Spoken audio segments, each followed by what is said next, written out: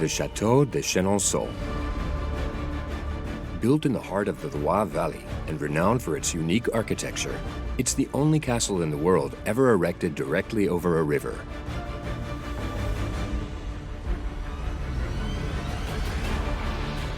It features a 60-meter, two-story gallery illuminated by 36 windows built over a 5-arch bridge spanning the Cher River.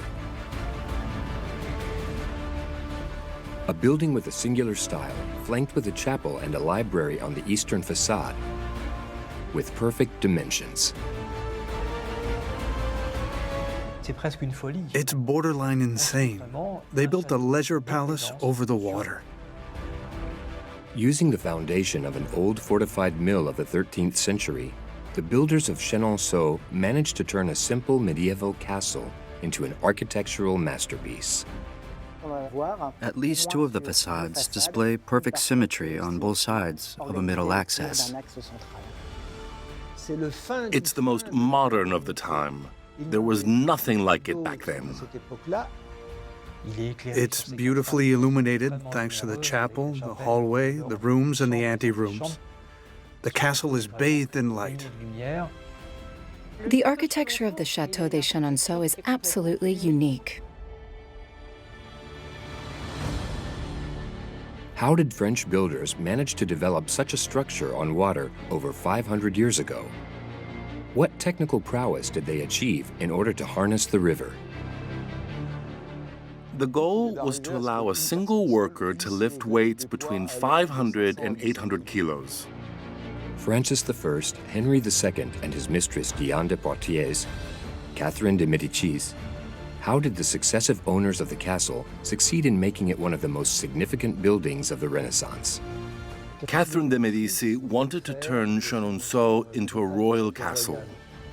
If she had succeeded, Chenonceau would have been some sort of Versailles before its time. Thanks to access granted to hidden parts of the castle, expert testimonies, and reenactments through computer-generated images, you're about to discover the incredible architectural saga behind the Château de Chenonceau, the unrivaled jewel of the French Renaissance.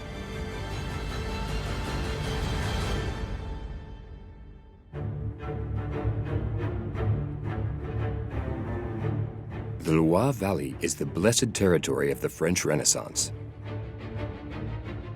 It's in the heart of this region, about 200 kilometers south of Paris, near the city of Tours, that the famous Château of the Loire Valley was built in the 15th and 16th centuries. Among them is a castle like no other, Chenonceau. It's the only one ever built on water spanning the Cher, a tributary river of the Loire. Nowadays, the Château de Chenonceau welcomes 850,000 visitors annually. It has achieved worldwide fame for its Renaissance residence, surrounded by 4 corner turrets in which 15 rooms were restored. Adjoining the home is a 60-meter long, 6-meter wide, 2-story gallery linking both banks of the Cher River. On the right bank is a 30-meter medieval donjon. It is surrounded by 17,000 square meters of gardens, giving it a prestige worthy of the greatest castles in France. However, in the beginning, the Château de Chenonceau bears no resemblance to what it looks like today. It all started around the 13th century during the Middle Ages. In those days, there are no gardens, no galleries, and no bridges crossing the Cher. Not even a residence built over the river. Instead lies a simple medieval castle with a fortified mill belonging to the Marques, a family of lords from central France. The location on the right bank of the Cher makes it strategic to control the intense river traffic heading towards the Loire and to charge transit fees. There are very few images and drawings available of the castle, but we do have a few written descriptions. Thanks to these written accounts, we suppose it resembled a typical castle back then, with 4 corner towers, 4 curtain walls, and most likely a drawbridge over water-filled moats. Built against the main structure of the Marques castle, the fortified mill is directly on the water and activated by the river's flow. But at the end of the 15th century, the Marc family is facing financial difficulties. The Marc were very poor managers, and thus riddled with debts and distrusted by their creditors, they were forced to sell. It was Thomas Boyer who bought the castle. Boyer was also from the center of France, but more importantly, he was a financier. His exact title was General of Finances of Normandy. This type of general didn't have any troops or armed soldiers. The General of Finances was tasked with the collection of the state funds. In 1513, the Marc castle has new owners. General of Finances Thomas Boyer, a rich middle-class man recently ennobled, and his wife Catherine Bressonnet. This acquisition marks the starting point of the story of the Château de Chenonceau as we know it today.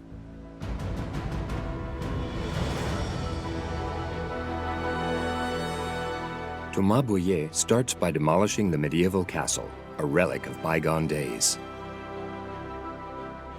He keeps only one fragment still visible today, this round tower named after the first owners of the castle, the Marc Tower.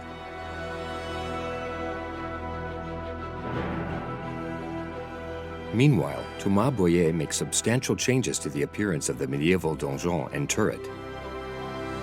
He adds large windows, cone-shaped roofs, and a bell tower at the top.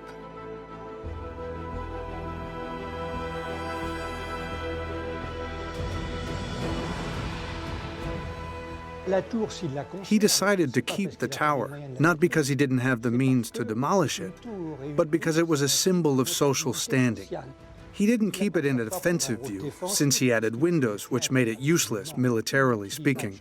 But having a tower in front of his castle established his new standing as a lord. What this defensive device lacked in efficiency, it made up with its strong, symbolic power, since only noblemen were allowed to fortify their residence when granted authorization by the king. It was his way of showing his new rank and noble status.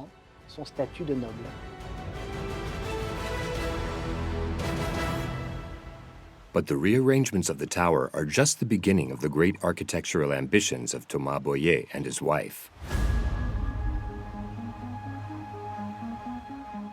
Starting in 1514, a brand new building begins to emerge.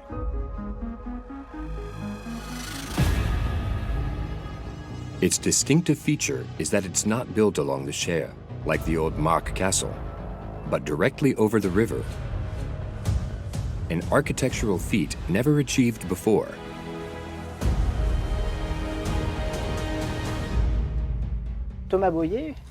Once Thomas Boyer demolished the Marquis castle while keeping only the tower, he decided to use the pillars, over which the previous owners had set up on the old mill, to erect his castle directly over the Cher. Using the existing foundations of the old fortified mill, Thomas Boyer creates the base for his new castle.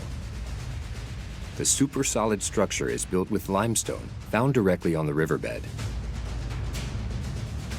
It comprises two lateral sections, each 10 meters in width and linked by an archway, allowing the water of the Cher to flow through. To this day, no one knows exactly how the workers managed to build a structure that has been withstanding the test of time for over 500 years. Even experts like Gilles Delage I don't see any. aren't able to distinguish the stones of the old mill from the ones added by the Boyers. It's practically impossible to tell the difference between the two, and this prevents us from imagining the geometry of the old mill.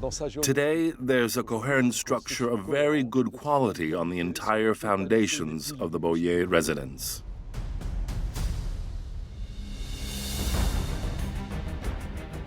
The next step for the Boyer couple is to erect a brand new castle on the freshly built foundations.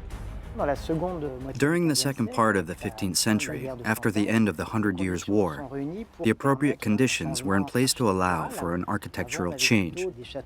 Before that, castles were built inward, facing the inward courtyard around which were erected high walls with towers, ensuring their defense. But with the progress and the development of artillery, these high walls became obsolete.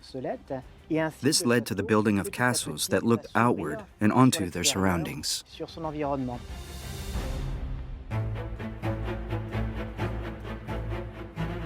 Over the foundations of the old mill, the Boyers build an almost perfect square of 22 meters by 23, equipped with 4 corner towers. Unlike the classic castles of the Middle Ages, the Boyers' castle isn't built around an inner courtyard. The originality of Chenonceau lies in the architectural choice of offering views on all sides of the castle. In other words, this castle is completely turned towards the outside world, since the various buildings are no longer organized around an inner courtyard like they used to be. The conception of each facade of the castle, still called the Boyer residence to this day, demonstrates the owner's will to give it a unique aesthetic. On the eastern side, they add a chapel and a library to their quasi-perfect square. On the southern side, the many windows and the belvedere overlooking the river offer visitors a breathtaking view. The windows situated on the roof level and on each side of the western and northern faces are perfectly symmetrical. I'd like to point out Thomas Boyer's effort to have even facades. Back then, it was quite acceptable to have windows that weren't perfectly symmetrical, and some were often narrower than others. Chenonceau was very innovative with that regard as well, because it displays 2 facades with perfect symmetry on each side of a middle axis.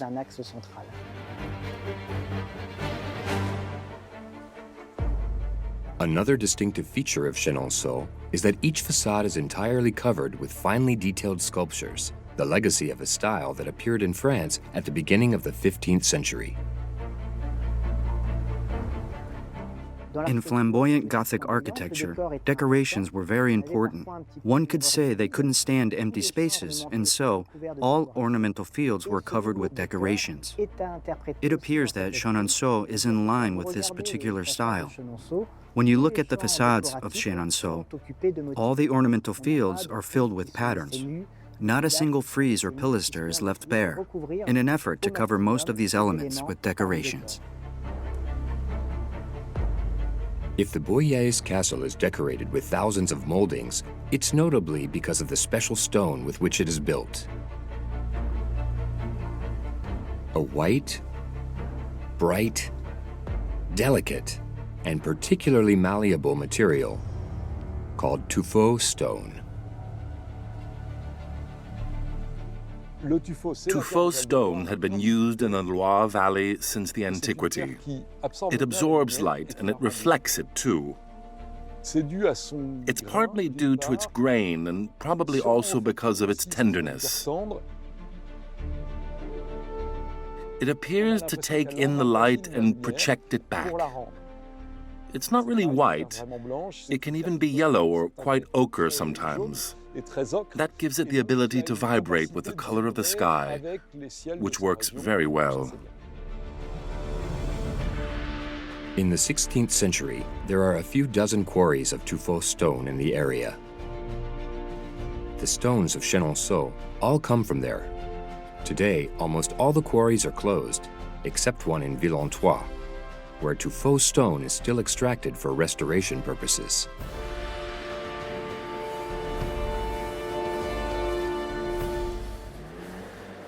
Nowadays, the extraction techniques have evolved. Back then, workers would extract the blocks with only a few simple tools, such as picks, stone axes, wedges, and mallets.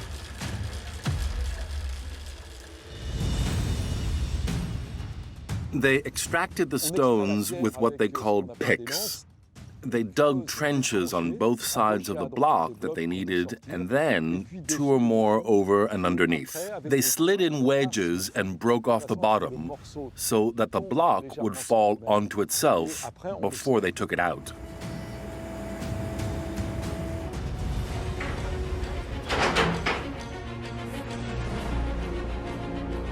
we can still see the traces left from the pick extraction in all the old quarries. The stones continued to be extracted using this method until mechanization occurred between the First and the Second World War. Thanks to this technique, a single man could extract a block weighing several hundred kilograms in one day. Tuffeau's stone established its pedigree during the Renaissance period, when the spectacular chateau of the Loire Valley started to emerge.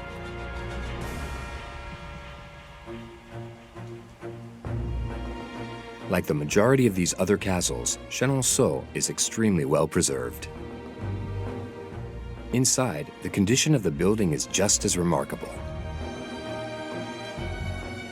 Upon entering the Boyer residence, one is immediately struck by the long hallway and its ceiling of ribbed vaults in a zigzag pattern.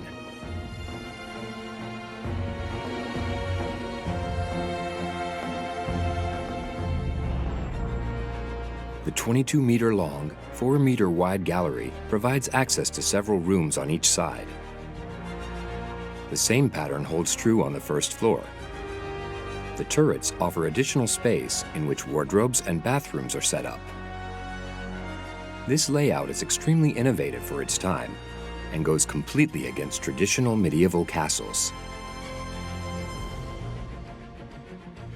La distribution traditionnelle des châteaux. The standard layout of 15th and even 16th century castles is like this. You enter the castle through a stairway, giving access to a large room. Behind this room is the bedroom, followed by a wardrobe and sometimes a remote bathroom. At the end of this succession of rooms is the gallery, which in those days was solely for the owners of the castle. In Chenonceau, it's a different concept altogether. You access the various halls and rooms directly from this big hallway, which is also used as a gallery. The concept of setting up various rooms around a central gallery will later be reproduced in several constructions of the Renaissance. But for now, Chenonceau is one of the first castles to adopt this innovative layout. Another original feature is that the large kitchen is nestled inside the pillars of the old mill and accessible through several service staircases. Usually, in castles, the kitchen was located further away because of the inherent risk of fire. Here, we have a unique setup where the kitchen is right underneath the main rooms of the castle. Once again, this was very innovative. We'll have to wait until the 17th and 18th centuries to see kitchens built underneath the castle instead of the communal areas. The main advantage of building the kitchen there was obviously that the supply was done through the river instead of the patio. This way, the hallway became the main public spot where service, handling, evacuation, and deliveries took place through the pier set between the two pillars of the mill. Beyond the spacious kitchen and the splendid gallery leading the visitors as they enter the castle, according to the experts, the most original feature of Chenonceau is there, on the right of the hallway. It's the stairway between the ground and the first floor.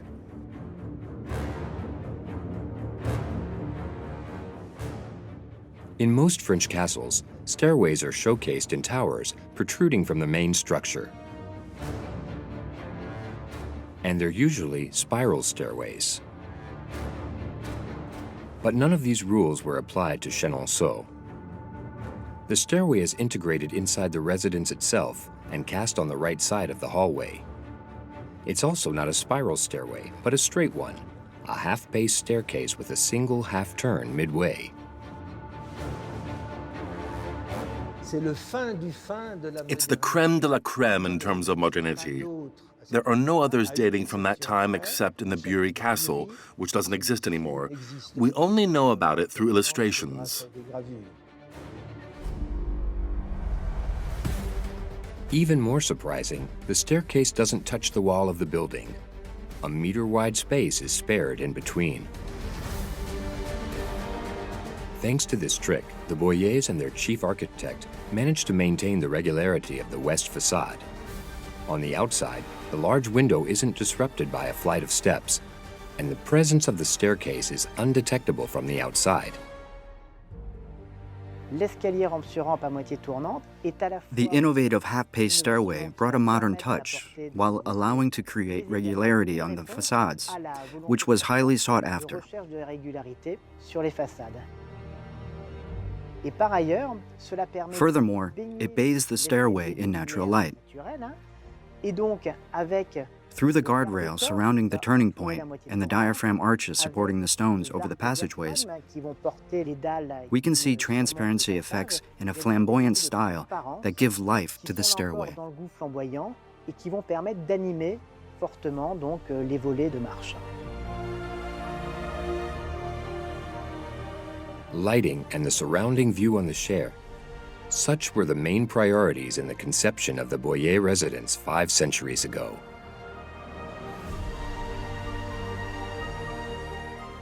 Thomas Boyer played with light. I think he even prioritized light over the views.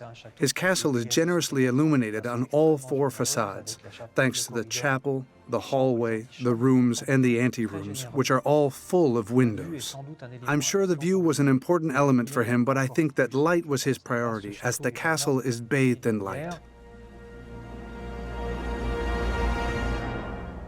Boyer was most likely influenced by his Italian acquaintances, since he was very close to young Venetian doges.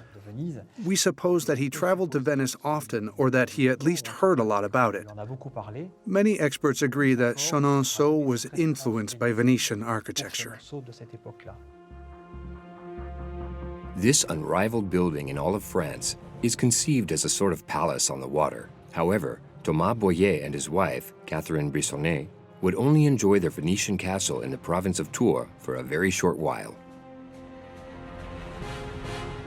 Thomas dies in Italy in 1524, and his wife passes away 2 years later. C'est leur fils qui hérite du château. Their son inherited the castle, but around that time, Francis I launched an investigation into his financiers, who most likely confused their personal savings with the state's coffers. Et c'est là That's when the tables turned for the family, and Thomas Boyer's son was sentenced to reimburse the extraordinary amount of 190,000 livres tournois, which is difficult to gauge in terms of today's value. faire une évaluation aujourd'hui.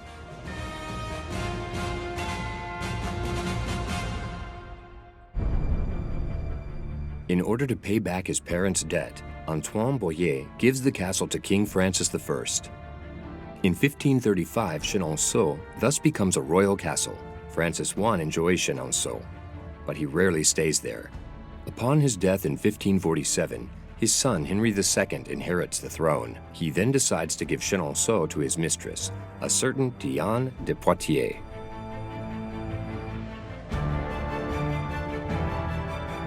The king's favorite knows Chenonceau very well, since she's visited it on several occasions. Among her many ambitions for her new residence, one is particularly important. She wants to build a vast and magnificent garden.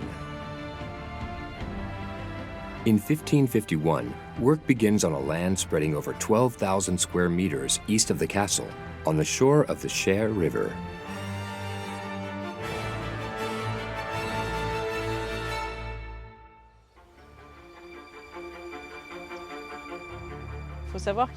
We know there used to be a barley field that was covered in order to set up a garden on the east side of the castle. This land was chosen specifically because the king's apartments were located on the same side.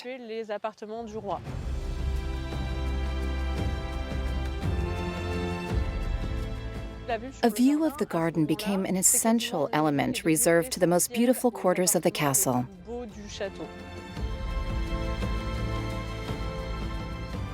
Construction spans over 5 years. Diane de Poitiers is thinking on a grand scale. Her goal is to build a rectangular flower bed of 120 meters by 100, surrounded by water-filled moats that are 10 meters wide and with elevated walkways all around the garden. Diane de Poitiers decided to use a particular shape, which is basically an island. The idea was to create a platform in a pond, or in this case, directly on the riverbank. By doing so, she wanted to display that she had the means to undertake this kind of work, but mostly that she was able to harness water as a way to increase her prestige. On the southwest corner of the flower bed, a now-defunct lock is installed to regulate the water level in the moats and therefore manage the tumult of the river. The project is colossal. In total, several thousand workers take turns between 1551 and 1556. Finally, one of the most beautiful gardens of the Loire Valley emerges. A garden, the size and beauty of which rival that of the most prestigious royal flower beds.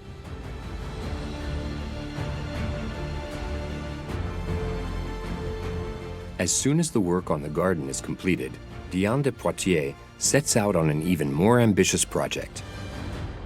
She had a goal that was very dear to her, and that was to conquer the left bank. It was a land perfectly suited to unobstructed and perspective views that were increasingly popular at the time.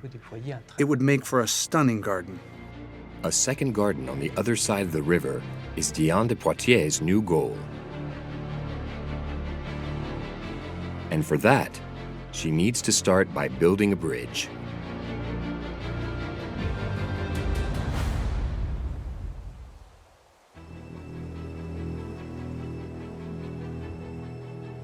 This is a new challenge for Philibert Delorme, the architect in charge. He must build something integrating the existing castle, but without altering it.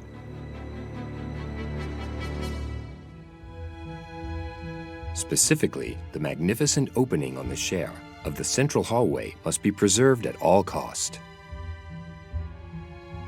The Boyer hallway was meant to be first and foremost an access system, but it almost served as a gallery too. It led all the way to the opposite facade with a beautiful opening on the Cher. There was a window that gave fantastic lighting and also a belvedere, as they used to call it, where one could step outside and admire the river. In order to preserve the natural light provided by the tall window at the end of the hallway, Philibert Delorme envisions joining a bridge to the southern facade of the Boyer castle, yet slightly off-center. Work begins in 1556. The first step is to build the pillars of the future building. At the time of construction, the Cher was very shallow, about 4 months out of the year.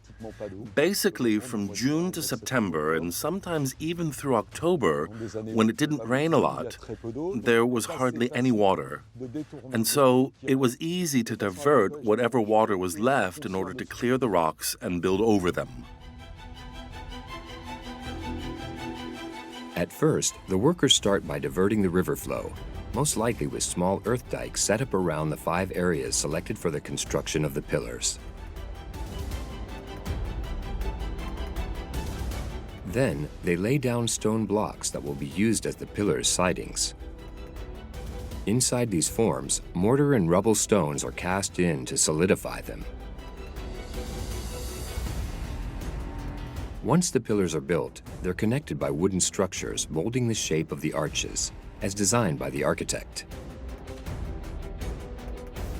On these structures, called entrados, cut stones are laid one by one to finally form the archways of the bridge. They built the structure directly over the rocky bottom. This made for a high-quality foundation. It wouldn't deteriorate since it had been there for a long time. It allowed them to lay down the bases and build rapidly. At the time, the demands of architect Philibert Delorme are very clear. He wants the arches of the bridge to be identical and reaching the same height in order for the overall look to achieve perfection. But the workers are unable to meet the requirements of the architect, and small differences can be noticed between each span. The pillar closest to the Boyer building is 10 centimeters narrower than the next two, which are 7 centimeters narrower than the fourth. The arches of the Chenonceau bridge are not all the same width. This difference is visible to the naked eye, despite pertaining to only a few centimeters. The space between the pillars is a mystery. Why doesn't the bridge have regular arches, but asymmetrical ones instead? One of the explanations could lie in the rocky outcrops that may have been easier to work with. The workers most likely had to build the arches over an irregular riverbed. These difficulties considerably delayed the work.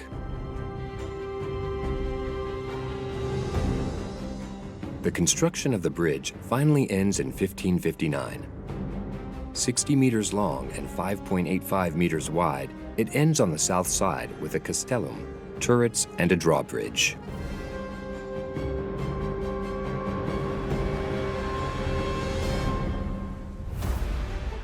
Diane de Poitiers' project is a success.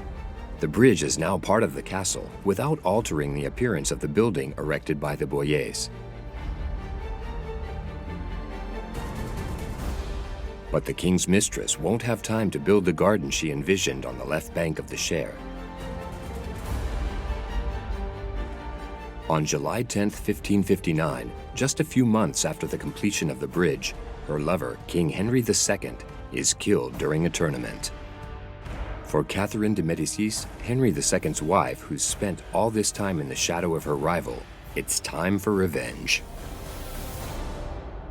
After the death of Henry II, Diane de Poitiers fell in disgrace since she was the king's mistress. The king being dead, she had no right to be there. Catherine de Medici, who became queen regent and took over power, expelled her from the court and forced her to exchange the Château de Chenonceau for the Château de Chaumont. Diane tried to explain that she had a deed proving her purchase, but Catherine insisted and ended up retrieving the castle. She didn't confiscate it, instead exchanging the castle for another one.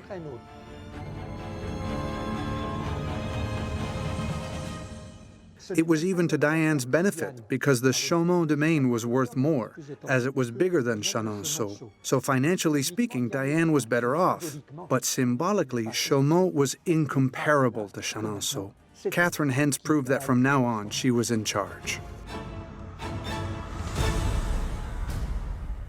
After her husband's death, Catherine de Medici takes control of the kingdom, her sons being too young to rule. She must face a troubled situation as Catholics and Protestants are engaged in a violent power struggle. This period is scarred by the St. Bartholomew's Day massacre in August of 1572, when thousands of Protestants are killed. Despite the extreme tensions across the kingdom, in the eyes of Catherine de Medici, the Château de Chenonceau remains a place away from it all, where gathering and enjoying oneself remain possible. The key word of Catherine de Medici's politics was conciliation, and so she dealt with the extreme unrest by putting on a face of peace and harmony. And during all the religion wars, she used Chenonceau as a place for reconciliation. She never stopped looking at the castle as a venue for political mediation. The castle has no blood on its walls. Catherine de Medici is deeply attached to Chenonceau, and she has great plans for her castle. First of all, she starts by building 2 gardens. The first is located west of the castle and spreads over 5,500 square meters. The second is built on the other bank of the Cher, in line with the bridge.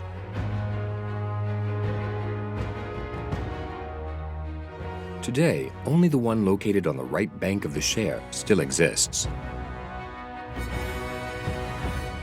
The second is now covered by a forest. But the Queen Mother comes from a family of builders. Her ambitions for Chenonceau aren't limited to the gardens. Catherine de Medici wanted to turn Chenonceau into a real royal castle, meaning it had to accommodate the entire court. She wanted a large court that would eventually get bigger. That's why she needed to free up space inside the castle in order to create accommodations for the courtesans and other spaces for holding receptions and entertainment. That's how she got the idea of topping the bridge crossing the Cher with not one but two galleries, one over the other, plus an attic.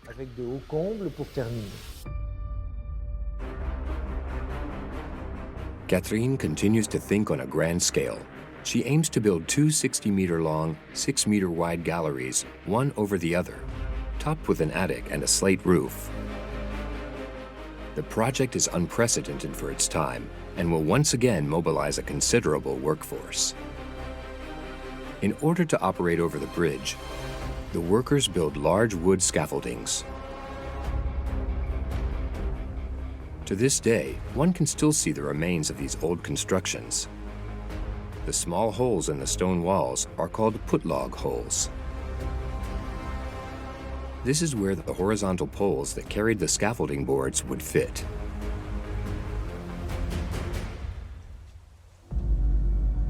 However, the main challenge for these workers is to lift several hundred kilos of stones from the bank.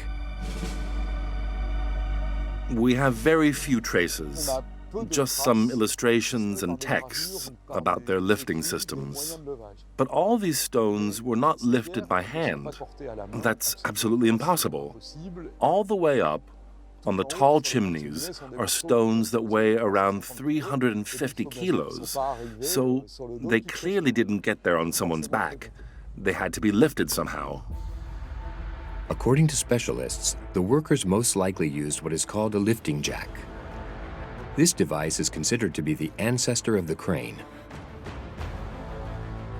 Used as far back as the antiquity, the lifting jack is made of several beams laid out in a triangle, on top of which are several pulleys. This way, the forces are multiplied and a single man can lift a substantial weight simply by pulling on a rope.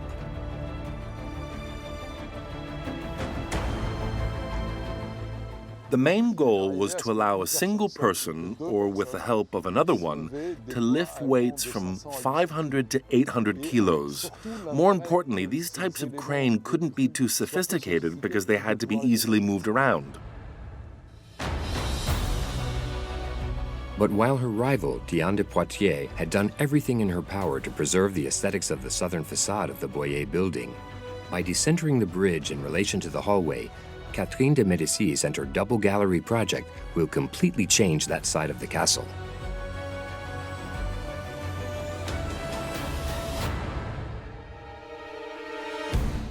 The core modification of Diane de Poitiers' plan led to two negative effects, if you will.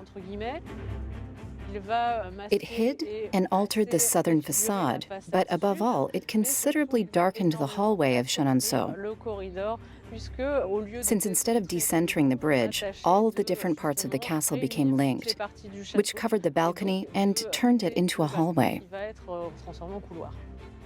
This big project, elaborated by Catherine de Medici, completely covered the Boyer façade and made it disappear, which is what Diane de Poitiers had always avoided.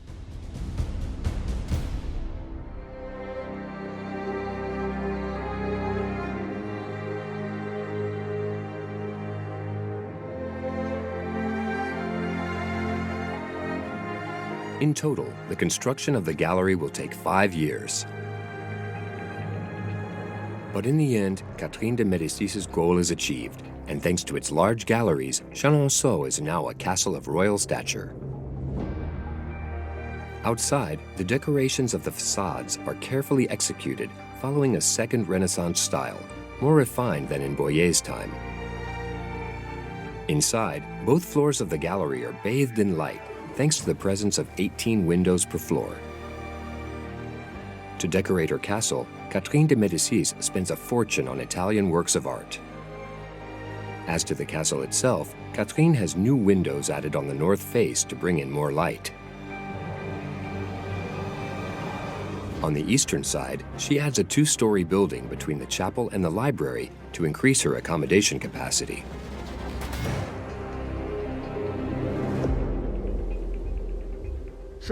Catherine clearly saw Chenonceau as a royal castle, and it was assuredly the one to which she was the most attached. All these projects were undertaken to make it more dazzling. But Catherine de Medici doesn't stop there. She has an even crazier project. Catherine de Medici wasn't content with building her galleries over the river. She had a project even more important and ambitious. Let's not forget that she was a builder and an art lover. She's the one who built the Tuileries in Paris. She had another castle built in the vicinity of Paris that doesn't exist anymore, the Château de Chenonceau. Catherine de Medici entrusts an extension project at Chenonceau to Jacques-André de Cerceau, one of the greatest architects at the time. She wants to add several new buildings. First of all, two big rectangular halls over the Cher on both sides of the entrance. Then, two elliptical buildings surrounding the old platform of the Marc Castle. All of this will be preceded by a vast forecourt of trapezoidal shape, also surrounded by more reception and concert halls.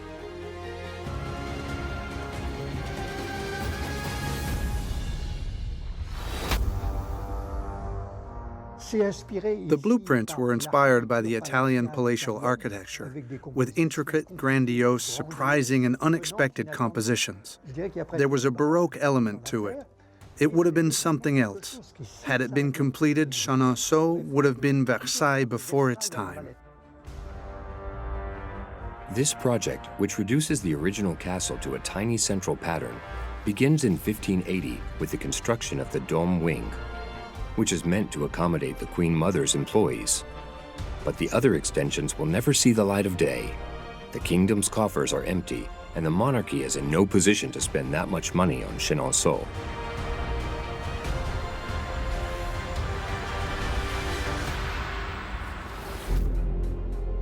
On the other side of the castle, several stones are evidence of the unfinished work. This is the southern end of the gallery. On these walls, one can clearly see stones sticking out of the facades. A bit further, these windows seem unfinished. We can clearly see that the ends of the south gallery brutally stop with stone connecting elements still left on the facade, but also some sculptures showing the beginning of at least one additional span. De Cerceau's master plan could have been to add another arch to supporting all of this, with either a bridge or a large stairway leading to the vast gardens envisioned by Catherine.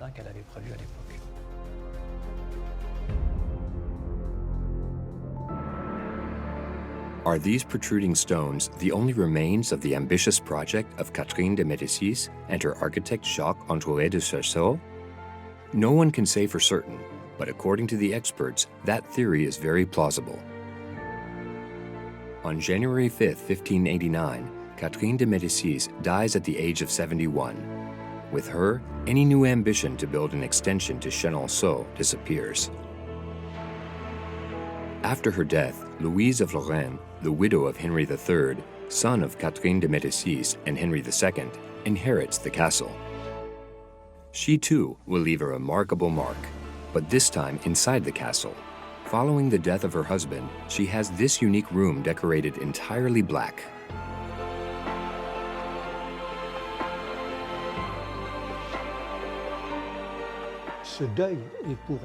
This was a terrible loss for her, and she mourned in Chenonceau.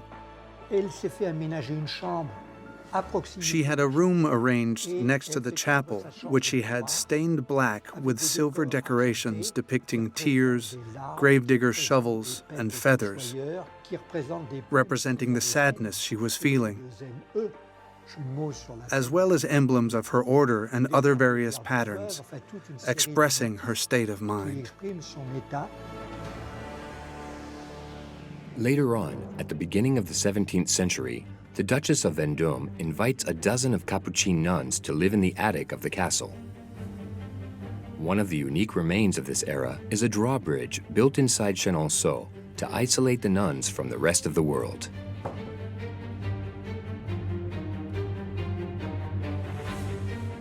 During the second half of the 19th century, the castle undergoes new modifications.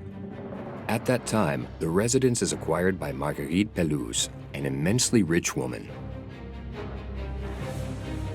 She decides to restore Chenonceau to the style of the early 16th century. On the main facade, the windows added by Catherine de Medici are torn down and rebuilt based on the original blueprint. The building between the chapel and the library is also demolished.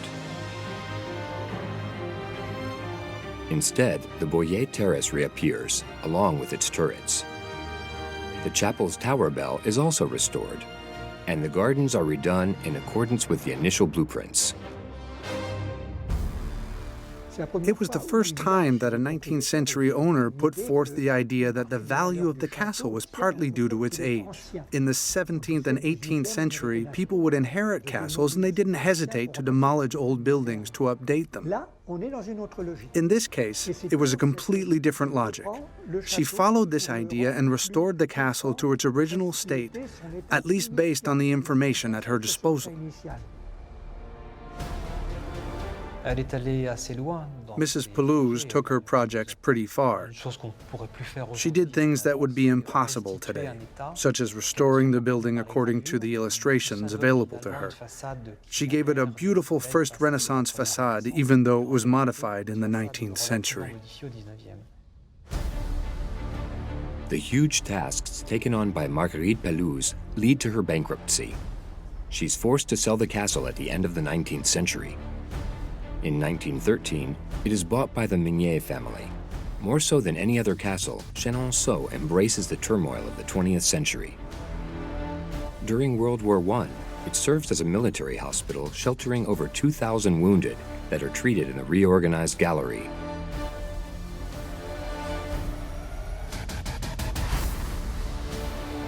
When World War II breaks out some 20 years later, the castle is once again at the heart of history.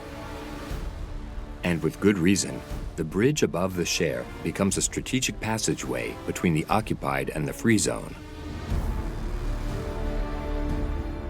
The Cher was the demarcation line, so when you entered the castle, you were in occupied territory, but when you exited on the other side, you were in the free zone.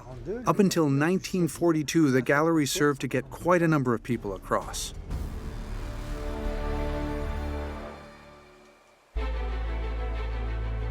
Today, the castle still belongs to the Mignet family, and the transformations continue, especially in the gardens. A few years back, 4 forgotten drawings by famous English landscaper Russell Page were randomly found. These are blueprints he had drawn for Chenonceau between 1953 and 1957. As a result, the owners entrusted Nicholas Tomlin with the mission of creating a garden around the castle based on these historical sketches.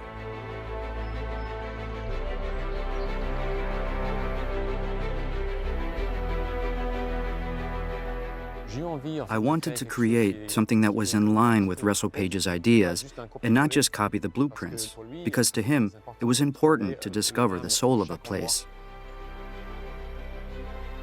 I spent a lot of time here before creating the garden. I made a few sketches, and that's how the project started taking shape.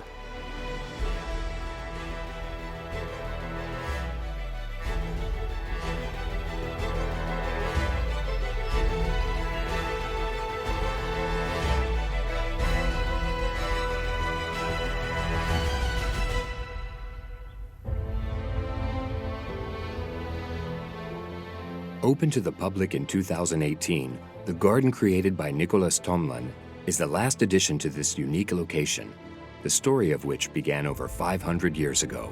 From a simple medieval castle equipped with a fortified mill that was later knocked down, Chenonceau never stopped changing through the years. To a residence of perfect dimensions was added a bridge spanning the river. And finally, the two-story gallery.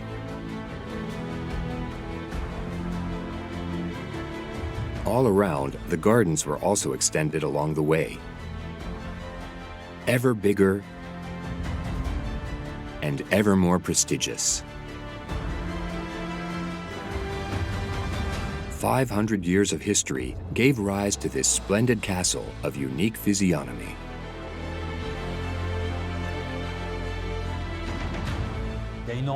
The atmosphere in Chenonceau is spellbinding.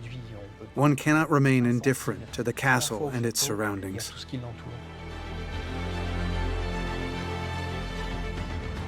The main characteristic of the Château de Chenonceau is its charm.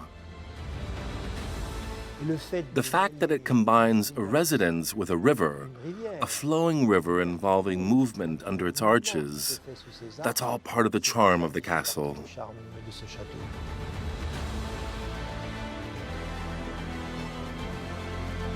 Chenonceau is also known as the Ladies' Castle. Catherine Brissonnet, Diane de Poitiers, Catherine de Medici, Marguerite Pelouse. Its history is marked by a nearly continuous succession of women who built it, modified it, made it more beautiful, and protected it. Even today, it is owned by Laure Meunier, a woman. She's adding her own personal touch to a castle as enchanting as it is unique and forever evolving.